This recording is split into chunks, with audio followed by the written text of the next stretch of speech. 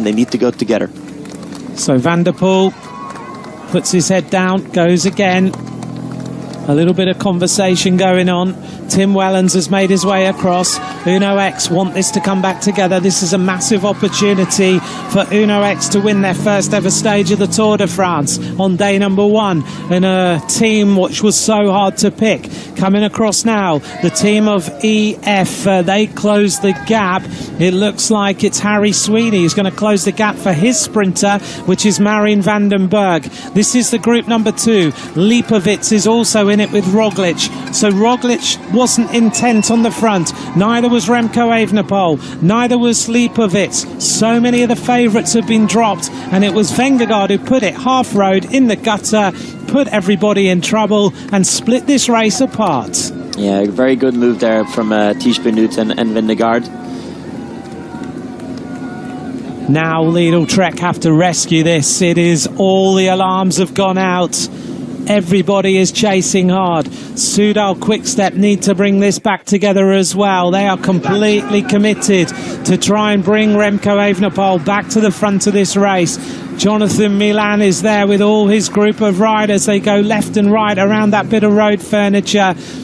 It is right now a fight for survival. Front of the race then. Big attack of the team of Visma Lease Bike as they put even more pressure on the race. Matteo Jorgensen is the rider who's causing the problems. Groupama FDJ United with Cyril Bart and their sprinter Paul Pennoet, who's come close to winning some stages in the Dauphiné. And he was disqualified on one stage for being a little bit dangerous, but Paul Pennoet has got a chance as well. 39 seconds if they keep this pressure on.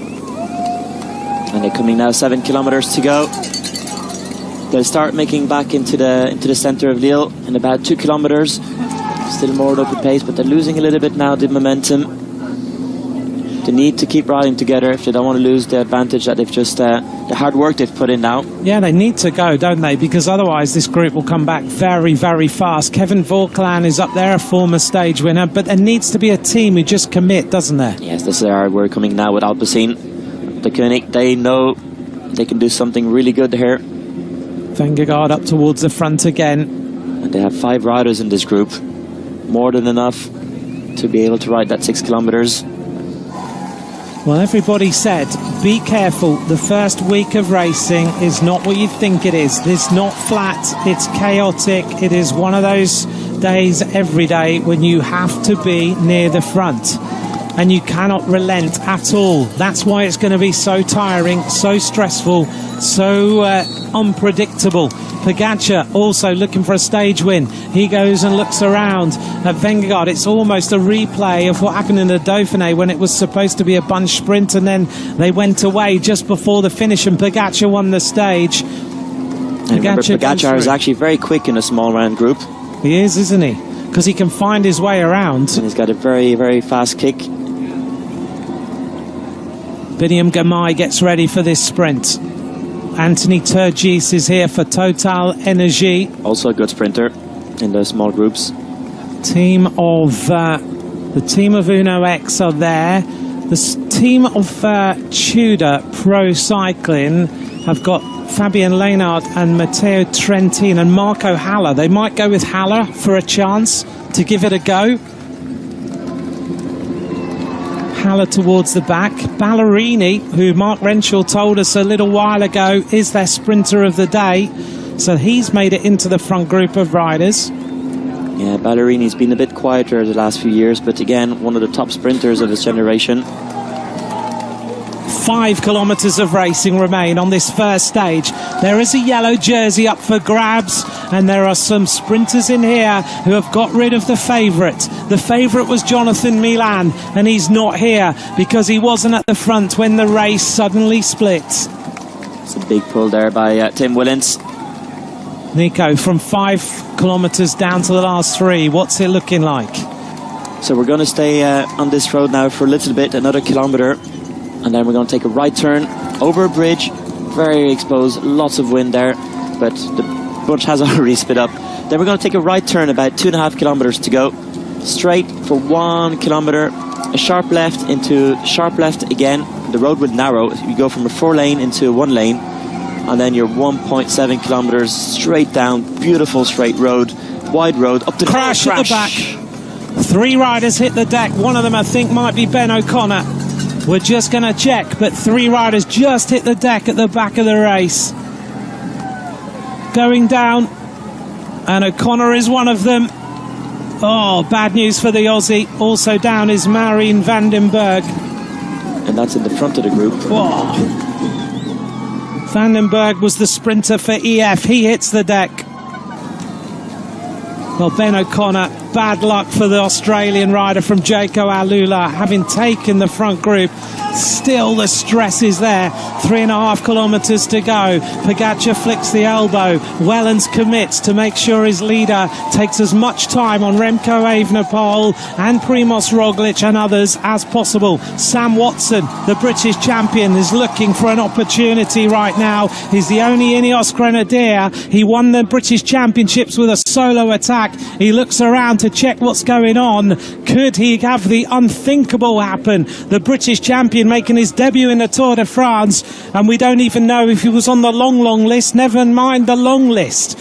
Watson looking now to try and win this stage. He only got the call on Tuesday to come to the Tour de France, and now he's got a chance of a stage win. 3 kilometres to go. Yeah, he's probably maybe a little bit too far forward at this point, but when you see the chaos coming from behind, everyone's looking for position. It's also a tailwind. Oh, Marijn van den Berg, at one moment you are heading for a stage win of the Tour de France, and on the next moment you are on the side of the road. The Tour de France takes no prisoners. Wellens now commits fully. On his wheel is Watson.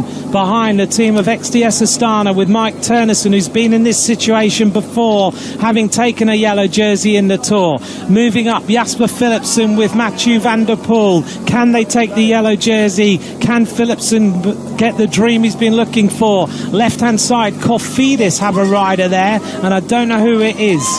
Damien Touz, I think. Now UNOX is taking the front, doing a good strong pull there, and you could look in the background. You have the two-door. No, Auler's not going to sprint. It looks like he's going to be leading out. He's putting Matteo Trending in position. Left-hand turn, Nico. Is that the last turn? No, one more. 2 kilometres to go. Ben O'Connor, he's caught up in a crash inside the last 5k. Will be given the same time as the winner of the group that he was in. Yes, and this is why they sat up. 1,800 metres to go now. UNOX Mobility. They want this stage win, and they want it badly. Can the Norwegian squad win this stage? Moving around, lots going on. Luca Metgetz is there for the team of Jaco Alula, having lost Ben O'Connor. Big move right-hand side. There's one rider from the team of Picnic Post NL, Nicholas Markle. Left turn. This is the last turn. This is the last turn now, so 1.4 kilometres straight on this road. And a big pull there again by UNOX. Van der Poel looking very good. Grove on the wheel. They're going to go under this red kite now with 1 kilometre of racing left. 32 seconds. Roglic, Lipovic and Remco Evenepoel lose time on day number 1. 52 kilometres an hour. What a blockbuster of a stage. 1 kilometre to go. Girmay looking very good there as well. Took it on the wheel from the sprinter from UNOX. Oh, almost the chain goes out. And here goes the train of Alpecin de Koenig. 60 kilometres an hour as Alpecin de Koenig get ready to fire the rocket that is Jasper Philipsen to try and take the first yellow jersey of this year's Tour de France. The crowd is incredible here in Lille. Mathieu van der Poel, oh, a big touch of wheels and they almost came down. Biniam Girmay is right on the barriers. Big move on the right-hand side, an attack of the team of Israel Premier Tech. Joe Blackmore, I think, going to try and win the stage. Philipsen moves. Jasper Philipsen now fires. Philipsen goes for glory. Philipsen of Alpecin de Koenig. Is it going to be a dream yellow jersey? It is. Jasper Philipsen wins stage 1 and takes the yellow. What an incredible finish. At some point we had from the front camera, it looked like the Israel Primatech rider was going to do it, but everything was timed to perfection from the Alpecin to the Koenig team. What a lead out again by Mathieu van der Poel, and great for Philipsen to finish it off. a dream start to the Tour de France, but this is not a dream. This is a nightmare. Jonathan Milan is going to race in at the front of the second group on the road, and in this group are some of the favourites for the Tour de France, and they have lost 39 seconds on today's stage. What a last 20 kilometres, and here's the winner of today. Alps in de Koning take the first yellow of the Tour. Congrats. No interview on the line.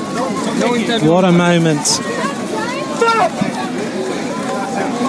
Last year it just didn't go well for him, did it? He had so many problems in the early stages, but Philipsen gets exactly what he's been waiting for. What a team today. What a team. They were very active in the first part of that breakaway, or the split, we call it. And then at some point, they drifted slightly back just to regroup themselves. They let Tim Willems do the work in the front. They didn't panic, and they knew when they had to gather and come back at the right timing. He was way ahead of everybody. Look at that bike length between him and Girmay. The rider from Israel Premier Tech, I'm pretty sure with Joe Blackmore, wasn't it, went way too early. But a good effort, because he probably knows he wasn't going to beat Philipsen. And I was like, okay, if I anticipate, saw the opportunity. What a sprint that was. And a good sprint from Matteo Trentin as well in there. One of the oldest riders in the race now, Matteo Trentin, the road captain of Tudor, but he doesn't miss a crosswind, does he? No, he's lots and lots of experience, Matteo Trentin. Won stages in all 3 Grand Tours. Hey, congrats. We've done it. Caden Groves and Matt